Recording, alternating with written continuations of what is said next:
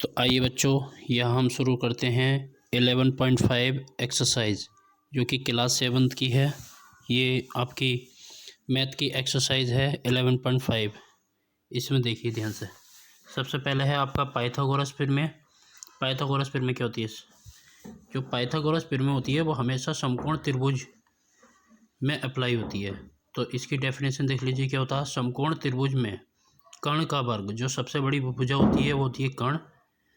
कर्ण का वर्ग जो होता है वो शेष अन्य दो भुजाओं के वर्गों के योग के बराबर होता है। अन्य दो भुजाएं क्या हैं? ऊंचाई ए बी और आधार बी सी, ये अन्य दो भुजाएं हैं।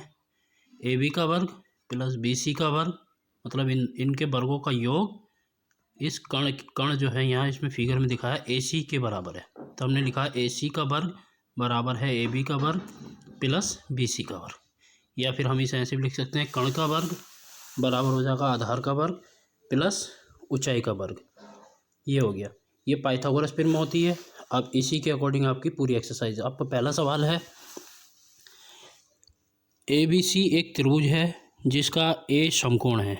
ए समकोण है मतलब ए जो है एंगल 90 है। यदि ए बी 5 सेंटीमीटर, देख लीजिए फिगर में, ए समकोण है 90 डिग्री है, ए बी 5 सेंटीमीटर और ए सी 13 सेंटीमीटर है। तो ज्ञात कीजिए बी सी, यानी कि कर्ण हमें ज्ञात करना है। तो कर्ण का वर्ग क्या होता है? शेष दो अन्य भुजाओं के वर्गों का योग। तो बी सी का वर्ग बराबर ए बी का वर्ग प्लस ए सी का वर्ग, चित्र के अनुसार। यहाँ बी सी का वर्ग बराबर हो जाएगा 5 का वर्ग प्लस 13 का वर्ग। 5 का वर्ग होता है 25, 13 का वर्ग होता है 169। तो बी सी का वर्ग हो जाएगा बराबर हो जाएगा 194। तो बी सी बराबर हो जाएगा √194 सेंटीमीटर। यह हो गया आपका आंसर। अब देखिए दूसरा सवाल है आपका। दूसरा सवाल है, त्रिभुज पी क्यू आर एक त्रिभुज है जिसका आर समकोण है। देखो आर क्या है? 90 डिग्री है। यदि पी क्यू 37 डिग्री है। देखो जब आर हमारा 90 डिग्री हो गया तो जो पी और क्यू होंगे वो त्रिभुज के अन्य बिंदु होंगे। तो हमने कोई सा भी बिंदु पी मान लो, कोई सा भी क्यू मान लो। तो हमने ऊपर वाला बिंदु पी मान लिया है, नीचे इधर वो समकोण है आपका आर है ही। ये देखिए आर आपका समकोण है, ठीक है। तो पी और क्यू जो बड़ी भुजा हो जाएगी त्रिभुज के अनुसार 37 सेंटीमीटर। अब पी आर देख लो, पी आर कितना है? 12 सेंटीमीटर सवाल में दे रखा है। तो क्यू आर आपको निकालना है। पाइथागोरस प्रमेय लगा दो। पी आर का वर्ग बराबर होता है कर्ण का वर्ग बराबर शेष अन्य दो भुजाओं के वर्गों का योग। तो पी क्यू का वर्ग बराबर पी आर का वर्ग प्लस क्यू आर का वर्ग। पक्षांतर कर दो, हमें क्यू आर की वैल्यू निकालनी है। तो क्यू आर यहीं रहने दो, उधर हो जाएगा पी क्यू का वर्ग माइनस पी आर का वर्ग, ये घट जाएगा उसमें से आके। तो क्यू आर का वर्ग बराबर 37 का वर्ग माइनस 12 का वर्ग। 37 का वर्ग होता है 1369, निकाल के देख लेना। 37 की 37 से गुणा करके, मैंने भी कर रखी है देखिए। अब आप कहेंगे ये गुणा कैसे कर दिया आपने? देखो 7 की 7 से गुणा करी, 7 7 49, 49 का 9 हासिल 4। अब 3 की 7 से गुणा करेंगे, 7 21, 21 दूनी कितना होता है? 42, 42 में 4 जोड़ दो 46, 46 का 6 हासिल 4, 3 3 9 और 4 13। मतलब एक ही बार में डबल गुणा हो जाती है। इस तरह से हम ट्रिक से करेंगे तो ये हो जाएगा 1369।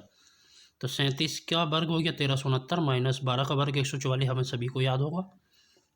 तो क्यू आर का वर्ग कितना हो जाएगा? 1369 में से 144 घटाएंगे तो 1225।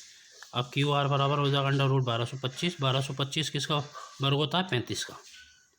1225 35 का वर्ग होता है। तो क्यू आर में 35 का जोड़ा बन गया तो 35 आ जाएगा बाहर। तो क्यू आर हो जाएगा 35 सेंटीमीटर। ठीक है, आया समझ में? ठीक, इसी तरीके से आपको करना है। तीसरा सवाल देखिए, तीसरे का पहला 2 सवाल सुन लीजिए क्या। निम्नलिखित में भुजाओं के कौन से समूह एक समकोण त्रिभुज बना सकते हैं? देखो समकोण त्रिभुज बनाने के लिए पाइथागोरस प्रमेय के अनुसार कर्ण का वर्ग जो होगा वो शेष अन्य दो भुजाओं के वर्गों के योग के बराबर होगा, या फिर बड़ी भुजा का वर्ग शेष अन्य दो भुजाओं के वर्गों के योग के बराबर होना चाहिए, तभी समकोण त्रिभुज बनेगा। अब इसमें बड़ी भुजा क्या है? 5 सेंटीमीटर, 5 का वर्ग कर दो बराबर। छोटी भुजा क्या है? 2 सेंटीमीटर, 2 सेंटीमीटर, 2 का वर्ग 4 और 2 का वर्ग 4, 4 और 4 कितना हो गया? 8। तो 25 बराबर 8।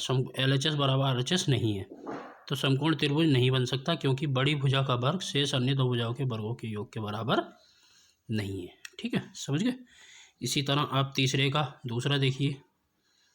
इसमें भुजाएं दे रखी हैं आपकी बेट। अभी इसमें भुजाएं दे रखी हैं 1.5 सेंटीमीटर, 2 सेंटीमीटर और 2.5 सेंटीमीटर। तो देखिए कैसे करेंगे। बड़ी भुजा का वर्ग, बड़ी भुजा क्या है 6.5, 6.5 का वर्ग बराबर छोटी दो भुजाएं कितनी है 2.5 सेंटीमीटर और 6 सेंटीमीटर। तो 2.5 का वर्ग और 6 का वर्ग, 6.5 का वर्ग हो गया 42.25। निकाल लीजिए 65 गुणा 65 करके। 25 का होता है 625, तो 2 के बाद पॉइंट लग जाएगा।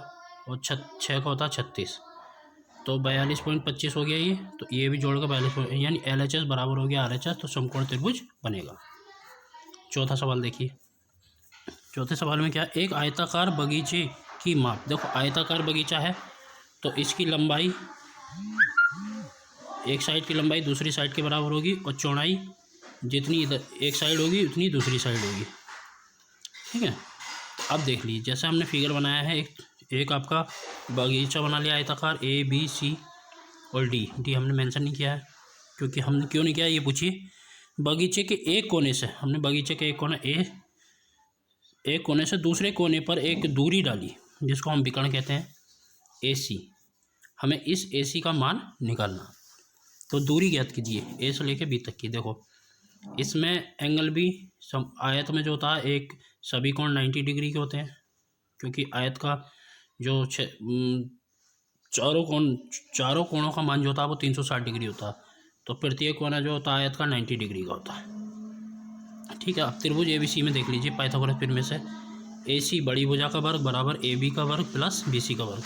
AB 27 है और BC मतलब इसमें दे रखा है आपके आयताकार बगीचे की माप 27 और 36 मीटर है। तो चौड़ाई इसकी 27 मीटर है और लंबाई इसकी 36 मीटर, ये दे रखी है हमें। तो AB कितनी दे रखी है 27 मीटर, तो 27 का वर्ग प्लस BC कितना दे रखा है 36 मीटर, तो 36 का वर्ग। 27 का वर्ग होता है 729 प्लस 36 का वर्ग होता है 1296। तो AC का वर्ग 2025। तो AC बराबर हो जाएगा अंडर रूट 2025। 2025 किसका वर्ग होता है 2025 होता है 45 का वर्गमूल। तो यहाँ AC बराबर हो गया आपका 45 सेंटीमीटर।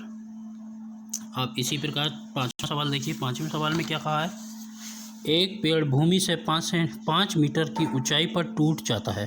देखो एक पेड़ है, जो पेड़ जो है कौन सा आपका BC है, AB नहीं है BC जो है पेड़ आपका A बिंदु से टूट गया। ठीक है।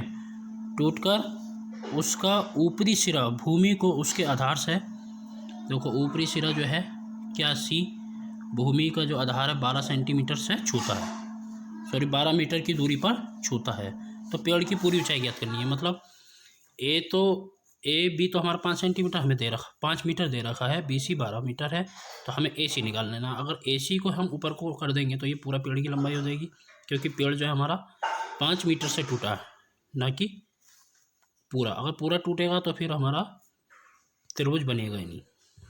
तो अब पाइथागोरस प्रमेय से देख लीजिए, AC का वर्ग बराबर होगा AB का वर्ग प्लस BC का वर्ग।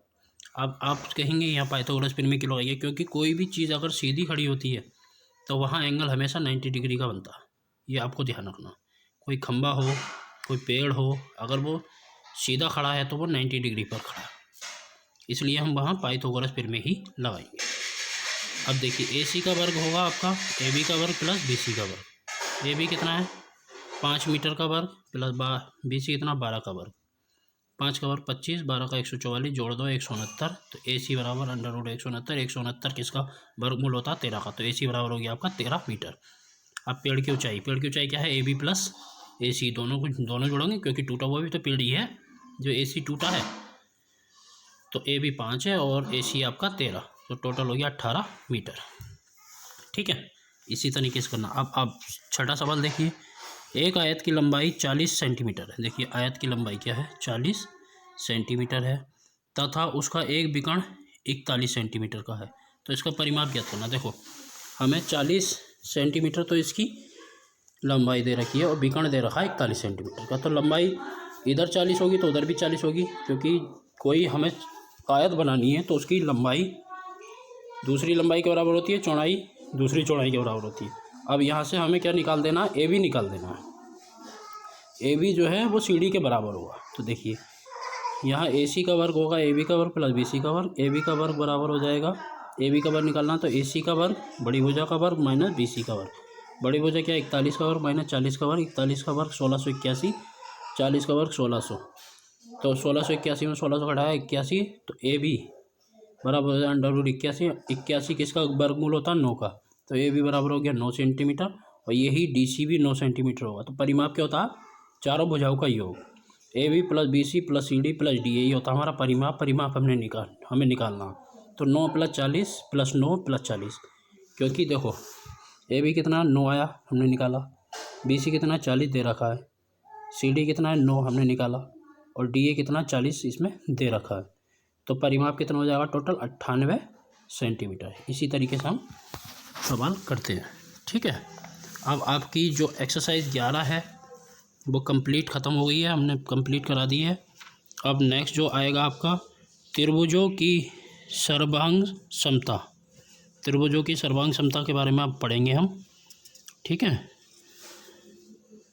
अगर आप लोगों का कोई डाउट हो तो आप कमेंट में बता सकते हैं हमें, आपका डाउट क्लियर करा दिया जाएगा। और ठंड बहुत हो रही है, आप लोग मेहनत करती रहिएगा और ठंड से बच के मेहनत करते रहिएगा। Thank you.